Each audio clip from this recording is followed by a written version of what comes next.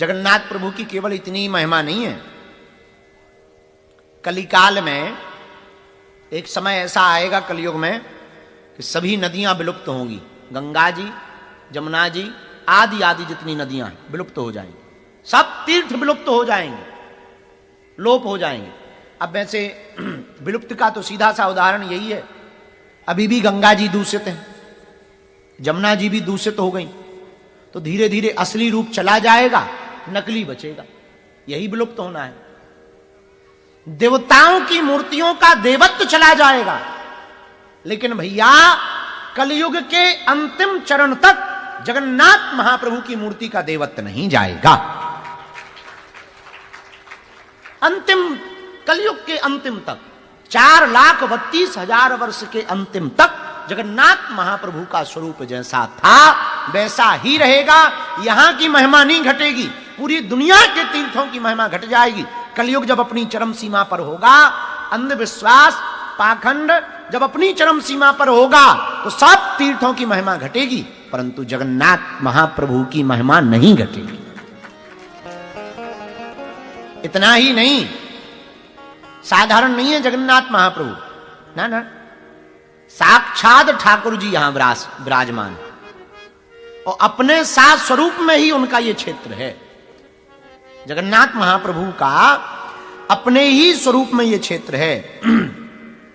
एक जगह हमको बड़ा अद्भुत वर्णन मिला, हम आपको बता देवे। चराचर सदा बंदा चरणम तम परायणम नारायणम जगद्ध्योनि सृष्टि संहृति कारणम। भगवान जो जगन्नाथ जी की मूर्ति है वो दारुक नाम के पेड़ से बनाई जाती है। दारुक, यहां उड़िया भाषा में उसको दारुक कहते हैं, पर हिंदी में उसे नीम कहते हैं, पर उड़िया भाषा में दारुक।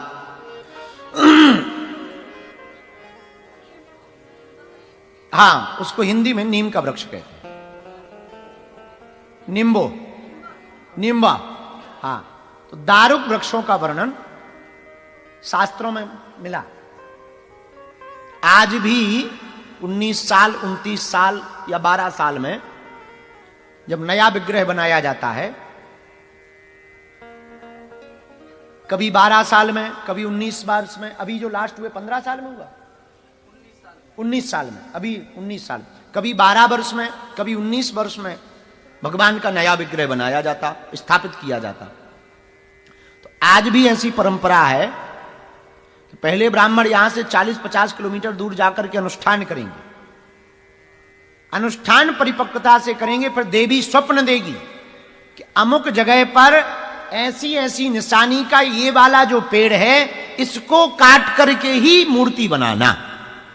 आज भी तब जाकर के वह वृक्ष को पहले ब्राह्मण अनुष्ठान करते हैं, फिर स्वप्न आता है, और जब तक स्वप्न ना आवे तब तक कठोर ब्रह्मचर्य का पालन करके अनुष्ठान करते हैं, और जब स्वप्न आ जावे तो उसी स्वप्न को एक एक करके कापी में लिखते हैं, फिर उस वृक्ष को खोजा जाता है, जैसा जैसा स्वप्न आया उसको ही काट करके आज भी श्री ठाकुर जी का विग्रह बनाया जाता है। इतना ही नहीं, जगन्नाथ महाप्रभु की बहुत महिमा है। कोई भी एक रात्रि श्री जगन्नाथ महाप्रभु की इस भूमि में निवास कर लेवे तो वो सात स्वरूप ठाकुर जी के धाम को जाता है। और इतना ही नहीं, कितना अपराध जीवन में बन गए हो गए, पर भैया कोई भी एक बात इसके पहले हम आपको बता दें, केवल जगन्नाथ जी में नहीं, कभी वृंदावन की महिमा पढ़ना। तो जैसे वृंदावन में एक जगह वर्णन आया कि वृंदावन में जीव जंतु भी जो प्रवेश करते ना वो भी ठाकुर जी हो जाते, वैसे ही जगन्नाथपुरी निवास जो करता है वो भी साक्षात भगवान जगन्नाथ बन जाते हैं, सात स्वरूप हो जाता है। और ये बड़े मलूक हैं। अच्छा, एक बात और, आप विग्रह देखो, अभी टीवी वाले दिखाएंगे, कल हम कहेंगे नितिन जी को, अगर आप लोग सुन रहे हो तो एक टीवी लगवा दो यहां बगल में, ये जहां साउंड रखे ना बगल में, तो अगर पीछे वालों को ना देखे तो कम से कम टीवी पे देखें। हाँ, अभी आप देखो, भगवान का विग्रह, इनकी बड़ी बड़ी आंखें एकदम ऐसे। अच्छा, हम विचार कर रहे थे कि इनकी आंखें इनकी बड़ी बड़ी क्यों हैं जगन्नाथ महाप्रभु की। तो हमें एक बात समझ आई, अपनी मति है, बुरा ना मानना, सबके अपने अपने भाव होते हैं। हमारा ऐसा भाव है, आंखें फाड़ फाड़ के देख रहे कि कौन कौन आया है।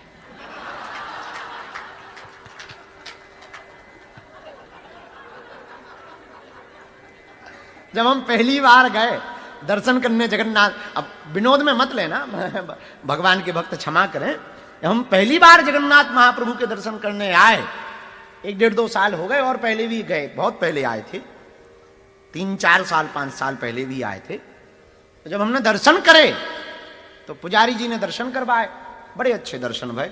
तो खंबे के बगल से टिके टिके हमने खूब दर्शन करे, तब उतने ज्यादा लोग हैरान भी नहीं करते। तब हमने बड़े गौर से देखा तो बड़ी बड़ी आंखें। तो हम भीतर ही भीतर बात करते रहते। हम कहा, काओ गोरख जी भगवान कैसे लग रहे? तो भीतर से ही हम जवाब दे, बहुत बढ़िया। तब फिर पूछा, काओ गोरख जी ये भगवान की आंखें इतनी बड़ी बड़ी क्यों, बाकी जगह नहीं है?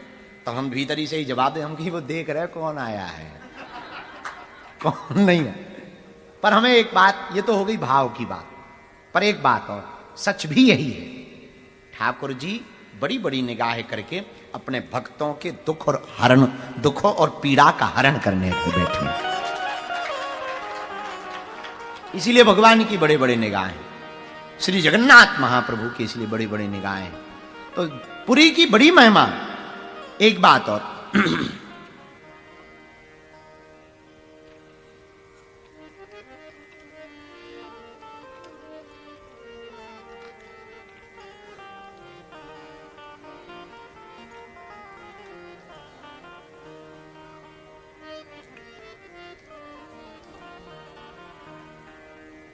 भगवान अनेक रूप में अनेक जगह पर बैठे, लेकिन यहां पर आप जब दर्शन करेंगे तो आपको ठाकुर जी राधा जी के साथ नहीं मिलेंगे, बहन सुभद्रा जी के साथ विराजमान। दाऊ भैया है, बहन सुभद्रा है और ठाकुर जी।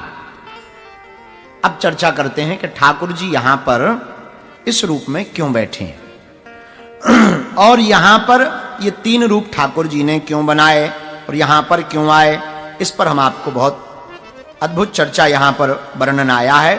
पुरुषोत्तम क्षेत्र महात्म्य में भी आया। ये पूरा क्षेत्र नील पर्वत पर सुशोभित है। पुरुषोत्तम क्षेत्र में वर्णन आया, नीलाचलेन महता मध्यस्थेन विराजतम एकस्तन्विव पृथिव्या सुदूरात् प्रतिभावितम। नील पर्वत के मध्य में सुशोभित पुरी का नाम जगन्नाथपुरी है। ये जगत के नाथ हैं, इसलिए इनका नाम जगन्नाथ है। क्या नाम है? जगन्नाथ है। जगत के यह दाता है, इसलिए इनका नाम जगन्नाथ है। लेकिन भगवान श्री जगन्नाथ जी का प्रागट्य यहां पर क्यों हुआ, तब वर्णन आया, इंद्रधुम्नो नाम राजा युगे सत्ये भविष्यति वैष्णवः सर्वयज्ञाना माहर्ता शास्त्र को विदहा। 2 कथाएं हैं श्री ठाकुर जी की। एक कथा, एक इंद्रधुम्न नाम का राजा था, बड़ा प्रतापी था, भगवत भक्त भी था। किसी ने ठाकुर जी की महिमा सुनाई उसे कि भगवान जो है नीलांचल पर्वत के मध्य में विराजित पुरी में ठाकुर जी विराजमान होंगे। वैष्णव आदि ब्राह्मणों के द्वारा भगवान की खूब महिमा सुन रखी थी। धीरे धीरे श्री ठाकुर जी से बड़ा प्रेम हो गया। भगवान के दर्शन पाने की लालसा से खूब उत्कंठा जागी और यत्र तत्र ब्राह्मण आचार्यों से भगवत प्राप्ति के मार्ग पूछने लगा। भगवान भी बड़े दयालु। एक दिन भगवान स्वप्न में आए और बोले, सुनो, अमुक अमुक दारुक वृक्ष के यहां की लकड़ी कटवाकर एक बूढ़ा ब्राह्मण आएगा, उसके द्वारा हमारी मूर्ति को बनवाकर नीलांचर पर्वत के मध्य में पुरी में जाकर के हमको स्थापित कर देना, और कलिकाल में हमारी पूजा भगवान जगन्नाथ महाप्रभु के रूप में होगी। जय हो महाराज। स्वप्न की बात सत्य मानकर राजा प्रणाम करके उठ बैठा। प्रातः काल हुई तो राजद्वार पर एक बूढ़ा ब्राह्मण बन के आया। कोई बूढ़े ब्राह्मण को देख करके स्वाभाविक रूप से स्वागत किया राजा ने। आओ महाराज विराजो। बूढ़े ब्राह्मण ने कहा कि हमको एक स्वप्न आया है कि आपके द्वारा मार्गदर्शन में एक मूर्ति बननी है, क्या ऐसा कोई संकल्प है? बोले बिल्कुल सही सुना महाराज, हमको स्वप्न में आज्ञा लगी महाप्रभु की कि महाप्रभु का श्री विग्रह, विशालतम विग्रह बनाया जावे। अगर आपको भी स्वप्न में आज्ञा लगी तो आप कृपा करके महाप्रभु की विग्रह को बनाइए। तो बूढ़ा ब्राह्मण बोला सुनो, वो बूढ़े ब्राह्मण कोई और नहीं, साक्षात विश्वकर्मा जी ही थे। बोले सुनो, हम मूर्ति तो बना देंगे पर शर्त एक है। बोले क्या? बोले जब हम मूर्ति बनावे तो बंद कमरे में बनाएंगे और कोई भी डिस्टर्ब नहीं करेगा। कोई अगर दरवाजा खोल देगा सोई हम भाग जाएंगे, चाहे जितनी बनी हो। राजा ने कहा महाराज कोई नहीं जाएगा, हम राजा हैं। राजा इंद्रदुम्न ने कहा महाराज कोई नहीं आएगा, आप शुरू करो। स्वप्न के अनुसार बताई हुई दारुक नाम के वृक्ष को वह बूढ़ा ब्राह्मण काट करके लाया, एक विशालतम कमरे में रखा और द्वार को बंद किया। राजा से कहा अच्छा अब आप इंतजार करना, कोई प्रवेश ना करे।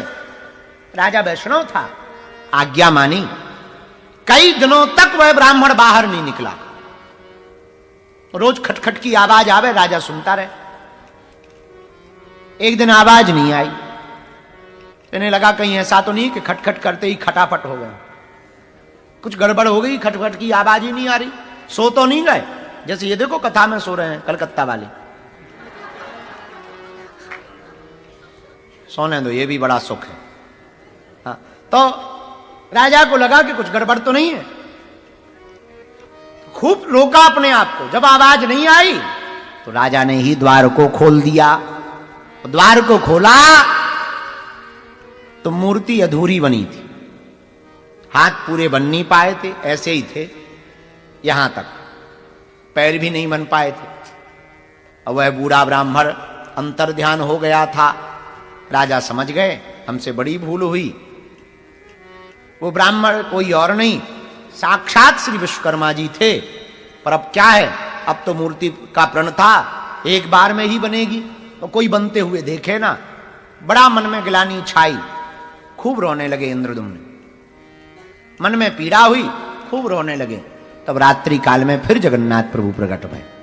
बोले भैया हमारी इतनी ही इच्छा थी, हम अधूरे नहीं हैं, पूरे हैं। और एक काम करो, स्थापना करवाओ।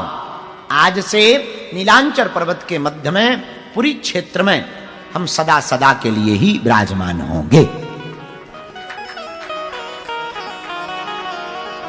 दोनों भुजाएं भगवान की आगे की तरफ।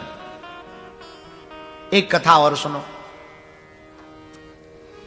एक कथा आती है कि जब श्री ठाकुर जी द्वारका के राजा बन गए तो एक दिन यशोदा मैया, देवकी और सुभद्रा मिलने गए। तो रानियां जो भगवान की थी 16,108, वो सब बड़ी प्रसन्न भई। सासू माँ आई तो बड़ा स्वागत किया, प्रणाम किया, विराजमान करवाया। 2-3 दिन तक जब बीत गए तो रानियों ने, जो रानियां थी 16,108, उसमें 8 पट रानियां थी। रुक्मणी, सत्यभामा, मित्रविंदा, लक्ष्मणा, भद्रा, ये सब भगवान की पट रानियां हैं। तो ठाकुर जी और दाऊ भैया तो बाहर, राजा थे तो कामकाज रहता था खूब। तो रानियों ने कहा कि हमने सुना कि ठाकुर जी की लीलाएं बड़ी अद्भुत थी बचपन की, हमें सुनाओ। यशोदा मैया बोली हम सुना नहीं सकते। क्यों? बोले अगर हमने यह कथा बाल लीला की, वृंदावन की सुनाई और कहीं धोखे से ठाकुर जी ने सुन ली तो रानियों, बेटियों, बहुओं, एक बात तय है, ठाकुर जी एक क्षण बिना विलंब किए आज ही वृंदावन वापस लौट जाएंगे, आज ही वापस लौट जाएंगे, एक क्षण बिना विलंब किए। इसलिए हम ये कथा नहीं सुना सकते, वो बातें नहीं सुना सकते, वो ब्रज का प्रेम नहीं सुना सकते। तो रानियां बोली आप चिंता मत करो, सुनना तो हमें है माता जी, सुनना तो है, चाहे जो हो जाए, दरवाजा बंद कर दो। यशोदा मैया बोली वो राजा है हमाओ लाला, छोरा हमाओ राजा है, वहां को कौन दरवाजे में बंद करे, कौन न आने देवे, भाई की खटिया खड़ी हो जाएगी। तो एक प्लान बनाया, बोले क्या, बोले एक काम करते हैं, सुभद्रा जी को दरवाजे पे लगा देते, ये दरवाजे पर रखवाली करेंगी, एंट्री नहीं देंगी, कह देंगे कोई जरूरी मीटिंग चल रही। तो सुभद्रा जी की बात दाऊ भैया भी मान जाएंगे और ठाकुर जी भी मान जाएंगे, हाँ ये बढ़िया है। दरवाजे पे सुभद्रा जी को खड़ा कर दिया। अब यशोदा मैया ठाकुर जी की मधुर मधुर बाल लीलाओं को सुनाने लगी। आहा, वो ब्रज की लीलाएं, वो यमुना का किनारा, वो बंसीबट, वो गोवर्धन की लीला, वो अघासुर बकासुर का मारना, वो पूतना का उद्धार करना, तृणावर्त का उद्धार करना, वो ब्रजांगनाओं पर कृपा करना, वो नंद बाबा को वरुण देव से छुड़ा कर लाना, वो 7 दिन तक गोवर्धन पर्वत को धारण करना, वो बंसी का बजाना, वो गोपियों के प्रति स्नेहत्व प्रकट करना, वो मां के हाथ से मक्खन खाना। एक एक लीला को यशोदा मैया सुनाने लगी और ज्यों सुना में सोई आंखें बंद हो गई और इतनी डूब गई कि रानियों को भी खबर नहीं रहा, वो भी सब आंख बंद करके एकदम देख रही हैं, जो जो यशोदा मैया बोलती जा रही वो आंख बंद करके एकदम देख रही। उधर दरवाजे पर खड़ी सुभद्रा जी को भी नहीं रहा गया, माधुर्य लीला का श्रवण करके, माधुर्य लीला का आस्वादन करके सुभद्रा जी भी तन्मयता के साथ डूब गई। इतने में मध्य में ही श्री ठाकुर जी और दाऊ भैया, और मैया को अपनी मधुर मधुर बाल लीलाओं को सुनकर इतनी भाव विभोर देखकर ठाकुर जी और दाऊ भैया भी वहीं पर खड़े रह गए। और भैया रोकने वाले थे पर दोनों हाथ ऐसे ही रह गए, दाऊ भैया के और ठाकुर जी के, उधर सुभद्रा जी के, और तीनों कथा सुनते सुनते पिघलने लगे, शरीर पिघलने लगा। और जब शरीर पिघलने लगा तो पिघलते पिघलते तीनों का स्वरूप इतना बचा। इतने में नारद जी आ गए और नारद जी चिल्लाए, अरे मैया ये क्या कर रही है तू? और जहां आंखें खोली तो देखा ठाकुर जी के दोनों हाथ ऐसे हैं और पिघलते जा रहे हैं, सुभद्रा बहना के दोनों हाथ ऐसे हैं पिघलते जा रहे हैं। उस स्वरूप को देख करके नारद जी महाराज अद्भुत रह गए। भैया जब मैया अपने लाला की मधुर मधुर लीलाओं को सुना रही थी, तब 22 समय ठाकुर जी जब मध्य में आए, अपनी ही लीलाओं को सुनकर के और रानियों को भाव विभोर देखकर, मैया को भाव विभोर देखकर ठाकुर जी की आंखें फटी की फटी रह गई। वाही कारण से आज भी जगन्नाथ महाप्रभु की आंखें बड़ी बड़ी हैं। अब तीनों से कहा, आप तीनों विराजमान हो, ये स्वरूप आज तक काऊ ने नहीं देखा। नारद जी बोले, सरकार ये स्वरूप आज तक काऊ ने तुम्हारा नहीं देखा, हम तो यही स्वरूप के दर्शन करना चाहें। तब भगवान ने नारद जी को कहा कि जाओ हम तुमको आशीर्वाद देते हैं, इसी स्वरूप में नीलांचल पर्वत के मध्य में जगन्नाथपुरी में भगवान जगन्नाथ के रूप में हम विराजमान होंगे। जिसका रक्षक है श्री राम, हाँ, जिसका रक्षक है श्री राम, उसे कोई मार नहीं सकता। प्रभु जगन्नाथ का भक्त जगत से हार नहीं सकता। प्रभु जगन्नाथ का भक्त जगत से हार नहीं सकता। ऐसे काम नहीं चलेगा, ताली बजाते हुए झूमते गाइए। ओ जिसका रक्षक है श्री राम, जिसके रक्षक है श्री राम, उसे कोई मार नहीं सकता। जिसके रक्षक है श्री राम, उसे कोई मार नहीं सकता। प्रभु जगन्नाथ का भक्त जगत से हार नहीं सकता। प्रभु जगन्नाथ का भक्त जगत से हार